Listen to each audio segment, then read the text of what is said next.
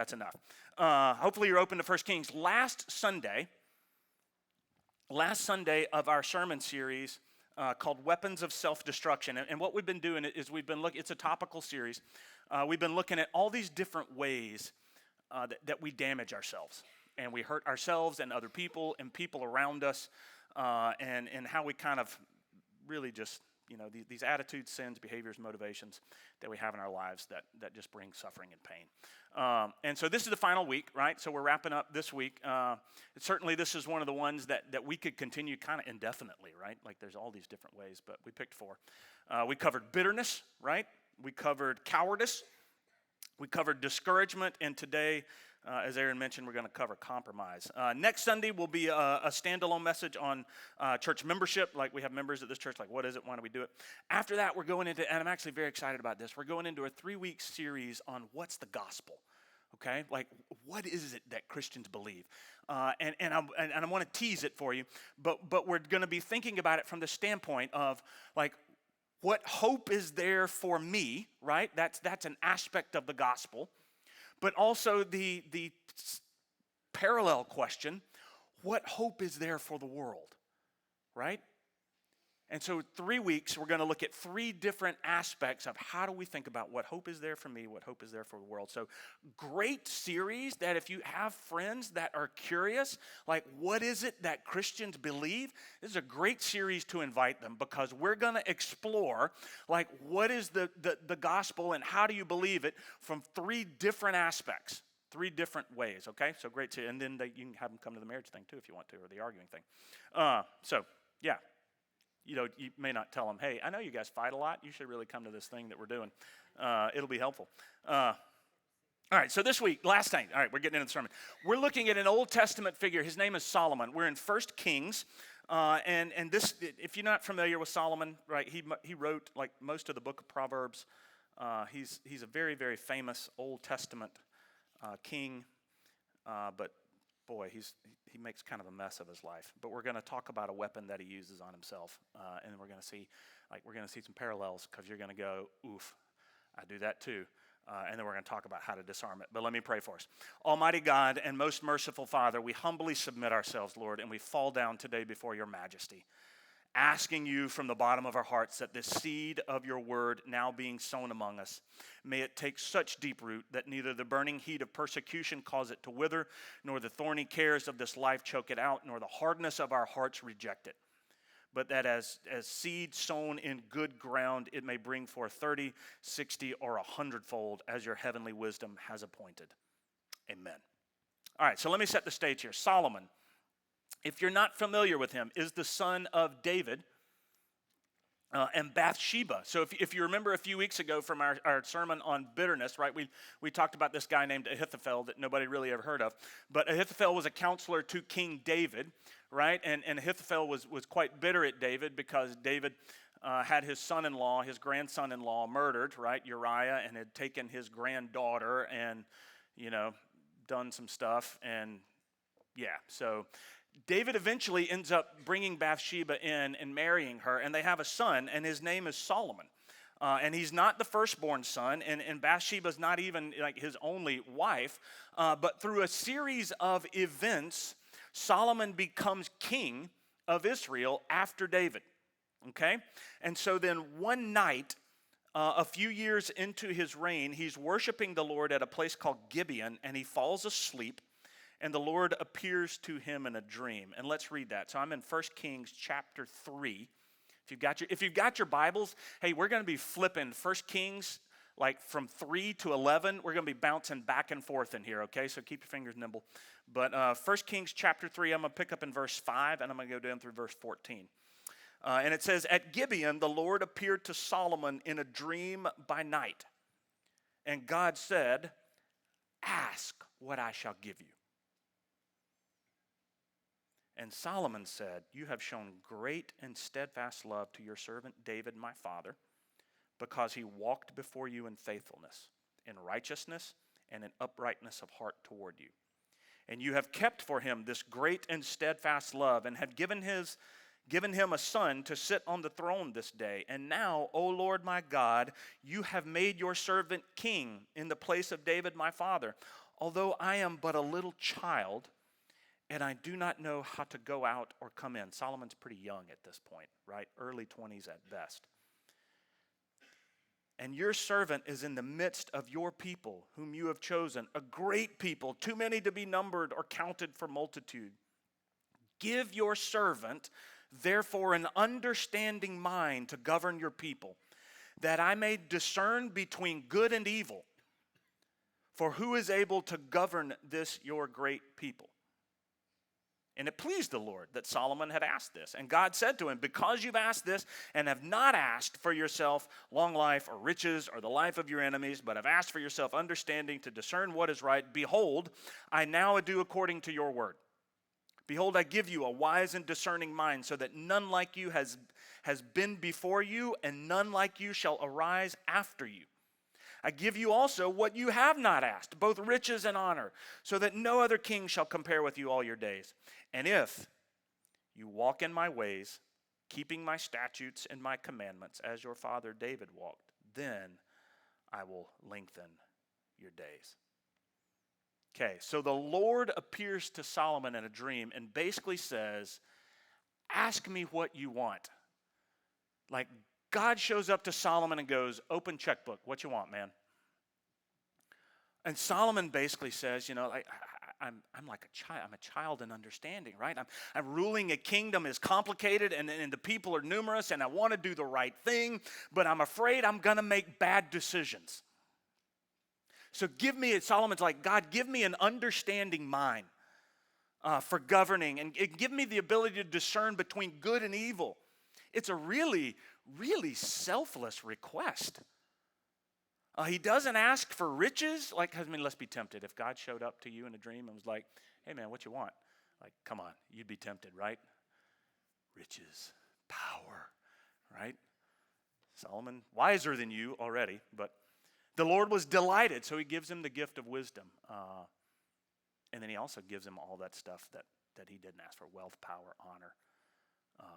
But he warns him, right? Like, if you want this to last, walk in my ways, keep my laws, obey my commandments. It's one of two warnings that he gives Solomon over the course of his life. And thus begins Solomon's reign, which is really, if you want to think of the goldenest part of the golden age of Israel, it's Solomon's reign. Look at chapter 4, verses 29 and 30. Like I said, we're going to be flipping around. And God gave Solomon wisdom and understanding beyond measure and breadth of mind like the sand on the seashore, so that Solomon's boy, say that fast 3 times, like sand on the seashore. So that Solomon's wisdom surpassed the wisdom of all the people of the east and all the wisdom of Egypt, right? And so really all of these chapters from 3 to 10 are manifestations of Solomon's wisdom. In chapter 10, like this African queen of Sheba comes because she's heard of him, and she comes with questions and tries to stump him, but no problem could stump Solomon. No logic could escape him. At the end, it says the queen was left breathless by Solomon's wisdom and wealth. With the king on the throne, justice was done. Israel prospered. Look at chapter 10, verses 14 and 15, right? Chapter 10, 14, and 15. Now the weight of gold that came to Solomon in 1 year was 666 talents of gold, besides that which came from the explorers and from the business of the merchants and from all the kings of the west and from the governors of the land. 666 talents of gold. A talent is 75 pounds. That's 50,000 pounds of gold. By today's prices, right, and gold's crazy high right now, but by today's prices at $4,200 an ounce, that's 3.3 billion with a B. And that's just what comes not regarding the explorers and the merchants and the kings and all of that kind of stuff. Like if you read, like if you go down to verse 22, these people were so rich that nothing's made of silver in Solomon's kingdom, because silver was not considered as anything in the days of Solomon. And verse 27, the king made silver as common in Jerusalem as stone.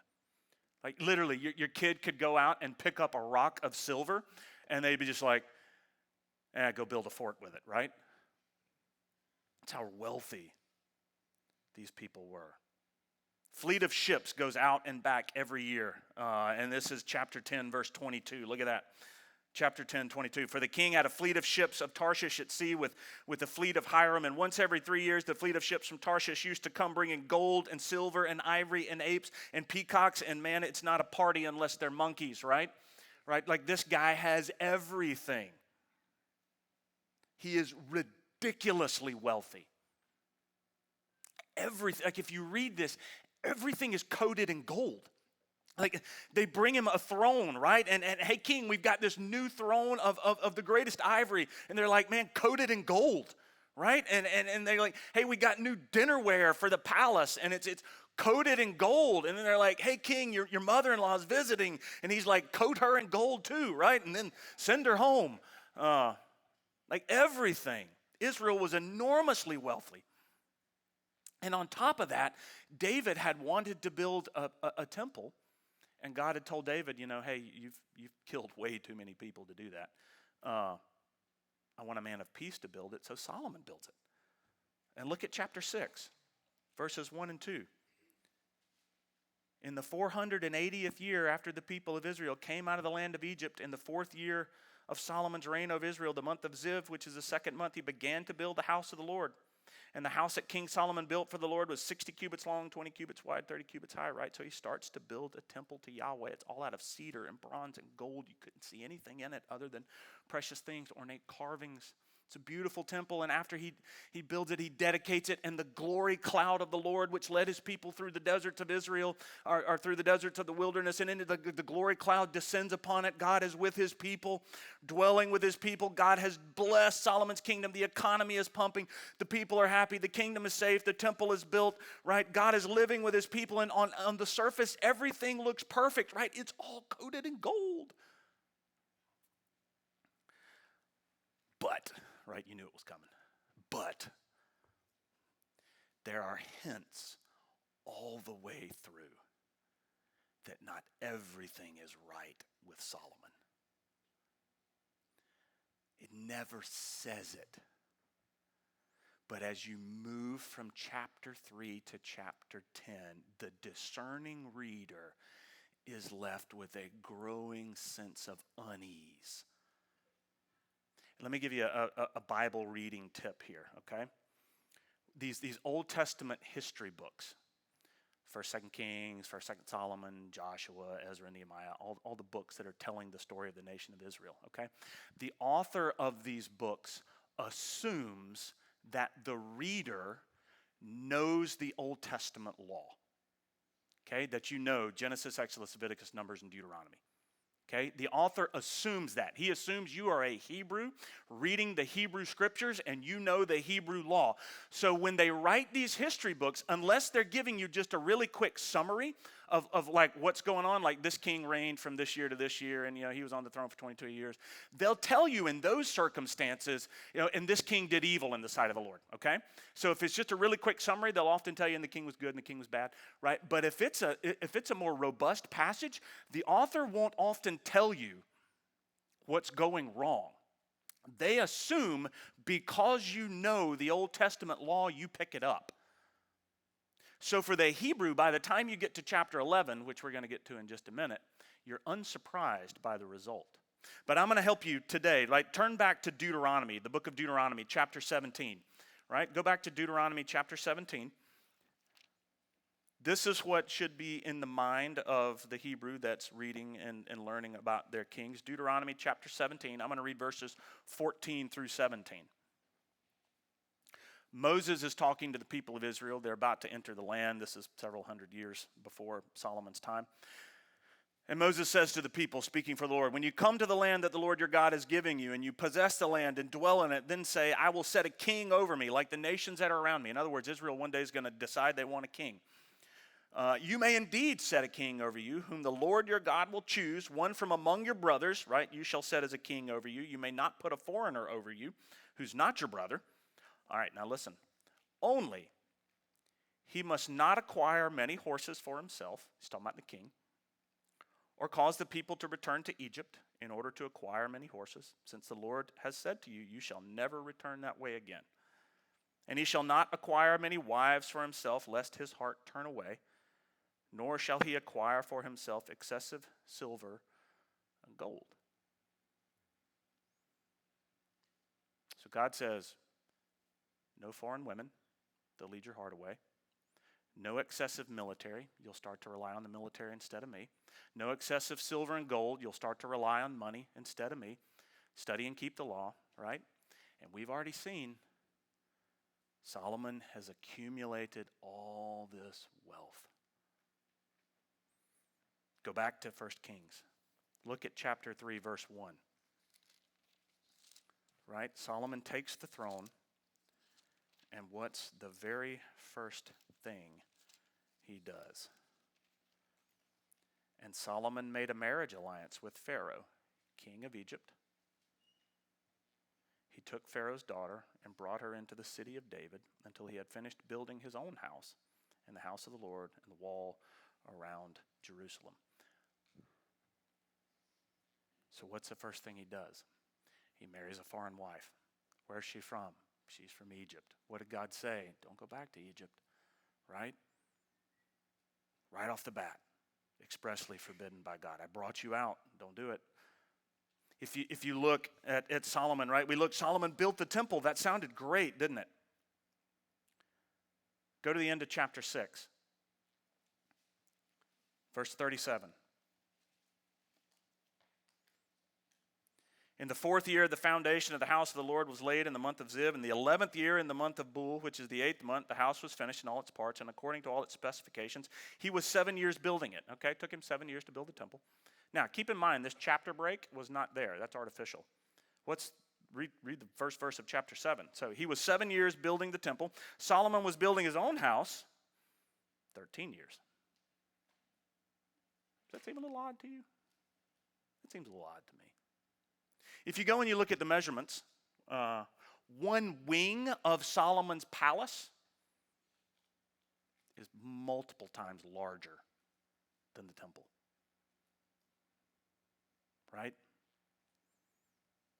Multiple. The temple was 1,200 square cubits. One wing. Like he had a wing of his palace called the House of the Forest of Lebanon, which meant there was so much cedar in this wing of his house that they called it like the forest lives here. Right?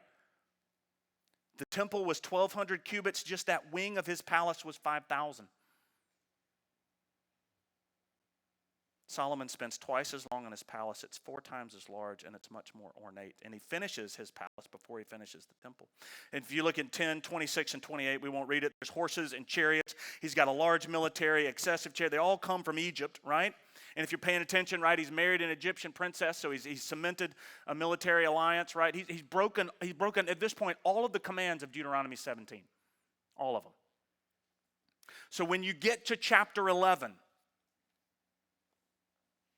now you see on the surface everything's coated in gold, but beneath the surface, Solomon's heart has been slowly poisoned for years, and the author leaves it to the end. It's for a literary punch, right? And if you don't know it's coming, it hits like a cinder block to the face.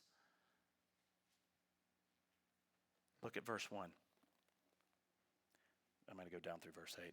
Now King Solomon loved many foreign women, along with the daughter of Pharaoh, Moabite, Ammonite, Edomite, Sidonian, Hittite women from the nations concerning which the Lord had said to the people of Israel, you shall not enter into marriage with them, neither shall they with you, for surely they will turn your heart after their gods. Solomon clung to these in love. He had 700 wives who were princesses, and 300 concubines, and his wives turned away his heart. And when Solomon was old, his wives turned away his heart after other gods, and his heart was not wholly true to the Lord his God, as was the heart of his father David. For Solomon went after Ashtoreth, the goddess of the Sidonians, and after Milcom, the abomination of the Ammonites. And Solomon did what was evil in the sight of the Lord, and did not wholly follow the Lord as David his father has done.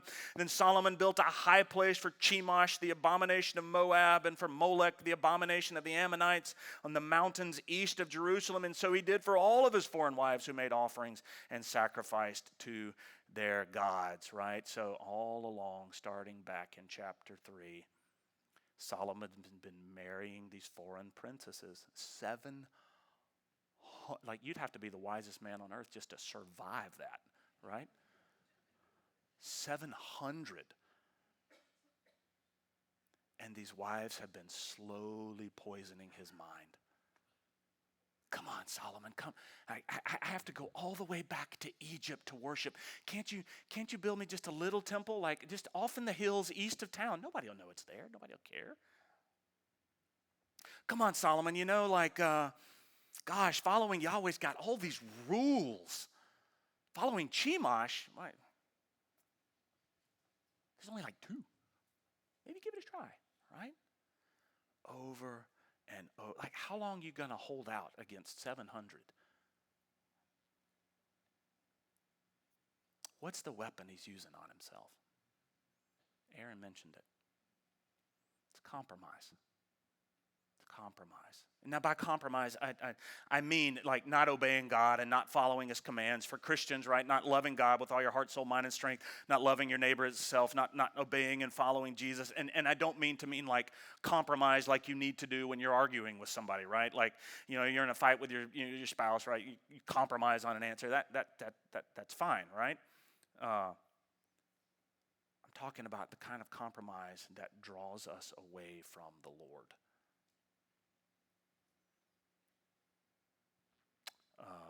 And it just happened slowly to him.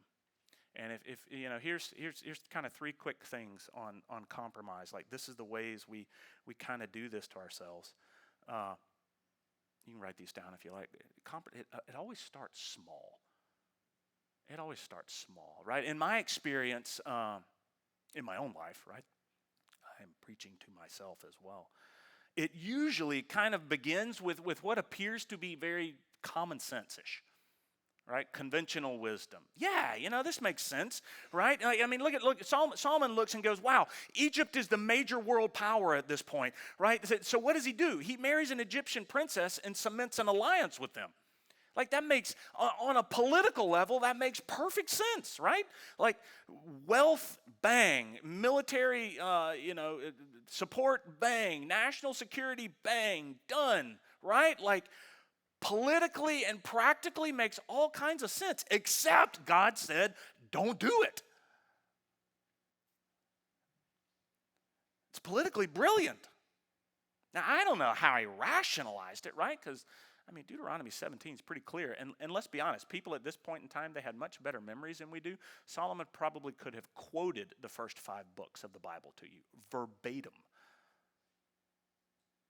He knew, but somehow he talked himself into it. But man, isn't that what we do too, though? Come on. Gosh, it makes so much sense to do it like this. I know this is probably not how Jesus would do it, makes sense.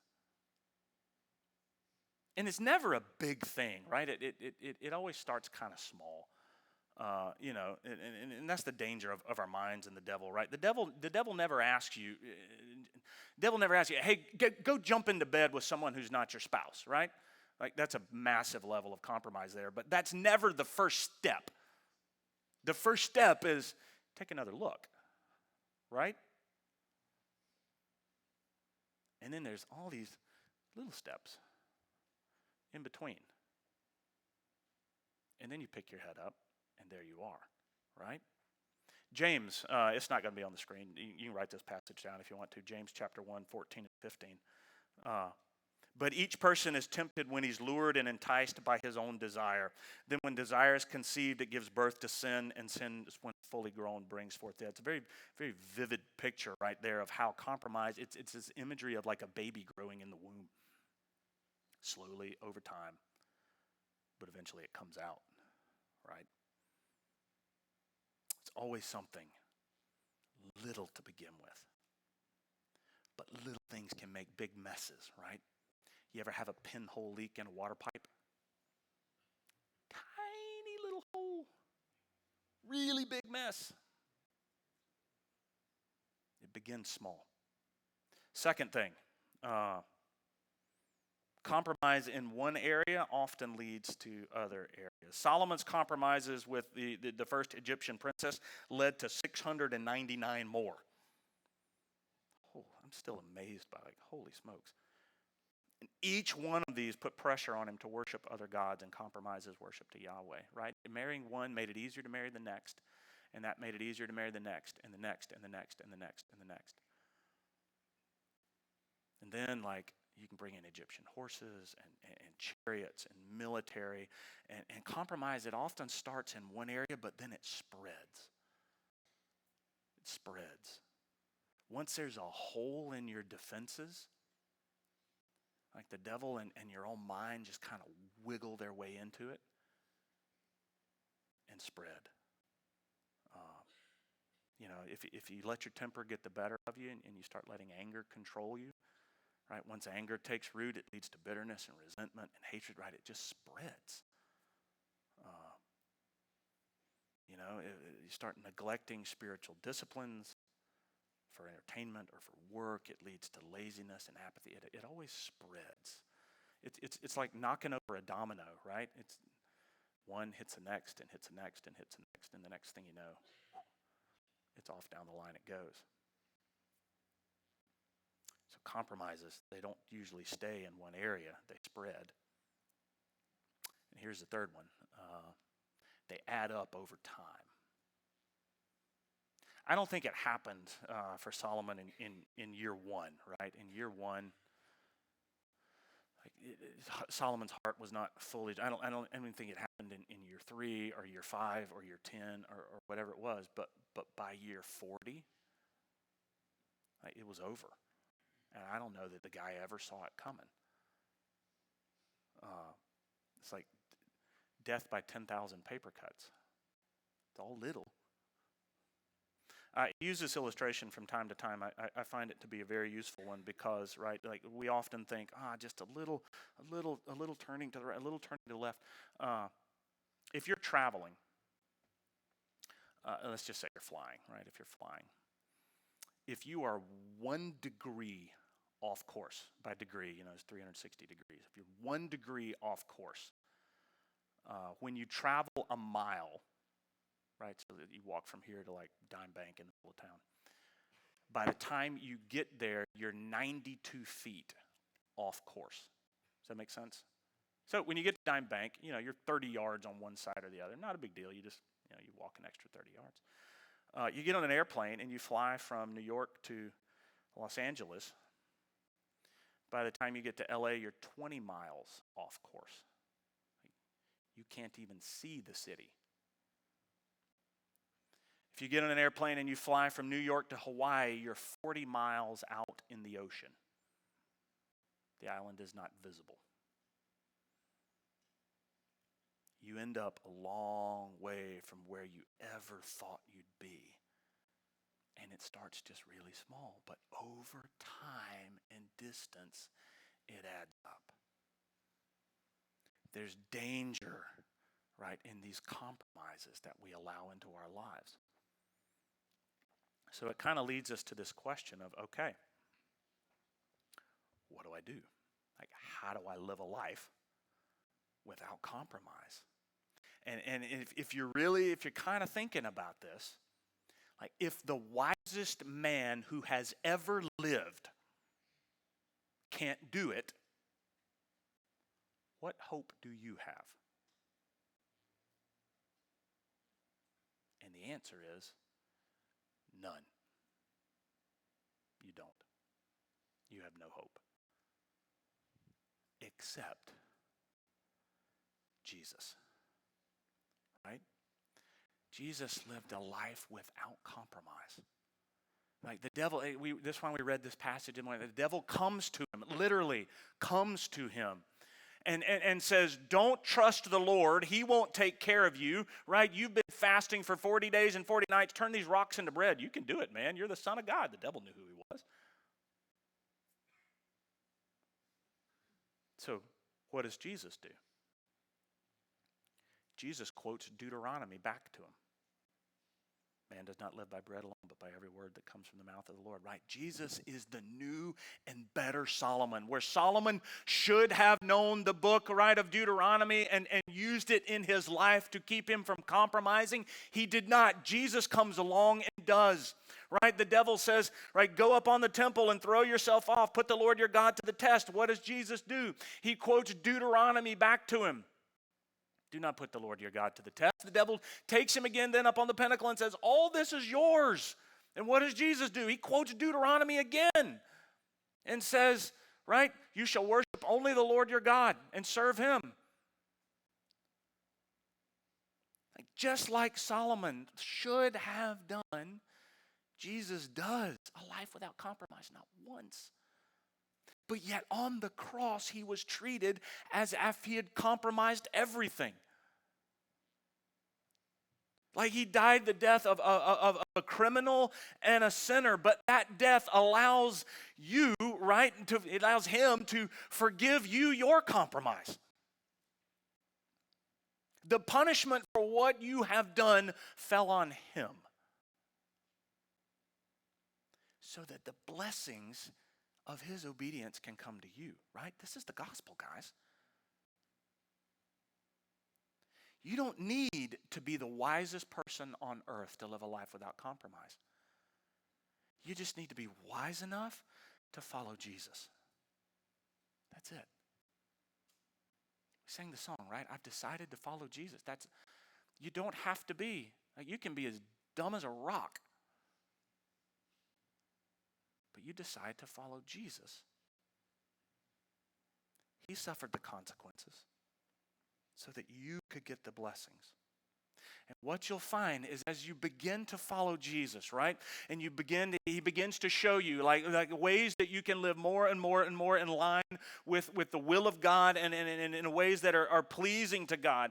And it's not just you're like, all right, I'm going to walk out of here today, Pastor, and I'm going to try harder. I'm not going to compromise. Can I let you in on a little secret? By tomorrow, you're going to have failed. Maybe before you get home.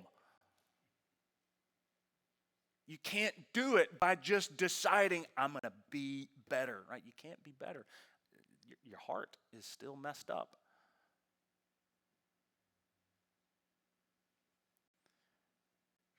But if you seek to love Jesus more and to learn more about him and to love people, then you'll start to see, like he through his Spirit, he'll start to open your eyes to these places where you're compromising.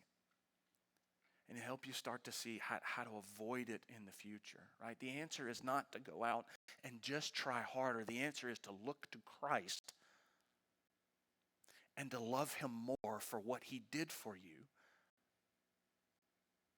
And that's going to lead you